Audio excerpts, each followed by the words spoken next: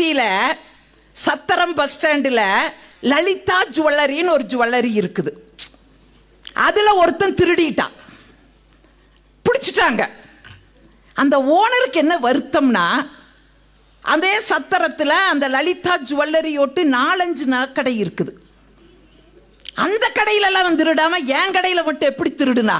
அந்த திருடனை பார்த்து கேட்டுறதுன்னு அனுமதி வாங்கிட்டு சிறைச்சாலைக்குள்ள போனாரு. மிஸ்டர் திருடன், என் கடையொட்டி 4 கடை இருக்குது, அந்த கடையிலெல்லாம் திருடாம ஏன் என் கடையில வந்து திருடுனேன்னு கேட்டா. அதுக்கு அந்த திருடன் சொன்னா, சார் நீங்க தானே உங்க கடைக்கு வர சொல்லி என்னை கூப்பிட்டீங்கன்னா. நான் எங்கடா உன்னைய கூப்பிட்டேன்? என்ன மட்டும் கூப்பிடலைங்க சார், ஊரையே வாவான்னு நீங்க கூப்பிட்டீங்க. ஊரையே வான்னு நான் எப்படா கூப்பிட்டேன்? சார் நீங்க தானே விளம்பரத்துல மொட்டை அடிச்சுட்டு ஒரு சந்தன போட்டு வச்சுட்டு வந்து என்ன கேக்குறீங்க?